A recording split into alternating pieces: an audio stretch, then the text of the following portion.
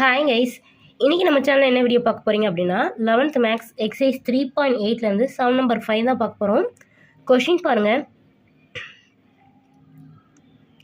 Solve sin 2θ minus cos 2θ minus sin θ plus cos θ equal 0. So இந்த trigonometric equation நீங்கள் solve பண்ணி θோட value என்னென்னு கண்டுபிடிக்க சொல்லியிருக்காங்க, ரைட்டா? ஸோ இந்த சம்மை நீங்கள் பார்த்தீங்க அப்படின்னா இங்கேயும் சைன் இருக்குது, இங்கேயும் சைன் இருக்குது, இங்கேயும் காசு இருக்குது, இங்கேயும் காசு இருக்குது. ஸோ நம்ம அதை ரெண்டையும் நம்ம கம்பைன் பண்ணிட்டா we can use the formula, ரைட்டா? ஸோ இப்போ டிஸ்டன்ஸ் இருக்கிறது நம்ம பக்கத்தில் எழுதிக்கலாம். sin 2θ மைனஸ் sin θ, இங்கே காசு காமனாக இருக்குது அண்ட் ஆல்சோ மைனஸ் காமனாக இருக்குது. இப்போ மைனஸ் வெளியே எடுத்துடலாம். எடுத்துட்டிங்கன்னா காஸ் 2θ, இதில் மைனஸ் வெளியே போயிடுச்சுன்னா மைனஸ் காஸ் θ ஈக்குவல் 0.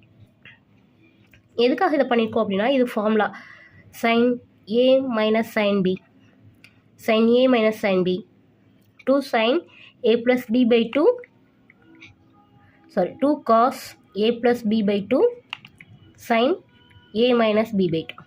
இதோட formula sin a minus sin b இருந்தால் ஓகேவா? இப்போ இங்கே ஏக்கு பதில் இருக்குது பார்த்தீங்கன்னா 2θ, பிக்கு பதில் என்ன இருக்குது பார்த்தீங்கன்னா θ.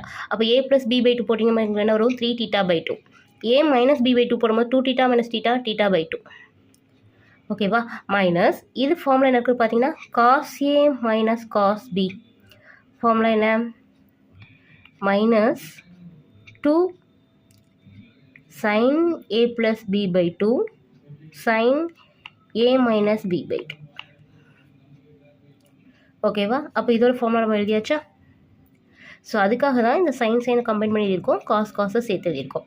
ஸோ இப்போ நம்ம பார்த்தீங்கன்னா இதில் ரெண்டுலேயும் எது காமனாக இருக்கட்டும், sin 2 sin θ by 2 காமனாக இருக்குது, வெளியே எடுத்துடலாம். அப்போ பேலன்ஸ் வெறும் காஸ் 3θ by 2, இதில் மைனஸ் ப்ளஸ் ஆயிரும் sin 3θ by 2. இப்போ இந்த சம் ப்ராடக்ட்டுக்காக மாறிடுச்சா? அடிஷனாக இருக்கிறத ப்ராடக்ட் மாற்றிட்டோம். அப்போ இதோட மீனிங் என்ன? Each term equal 0. அப்போ this term equal 0, this term equal 0. அப்போ 2 sin θ by 2 equal 0, cos 3θ by 2 plus sin 3θ by 2 equal 0.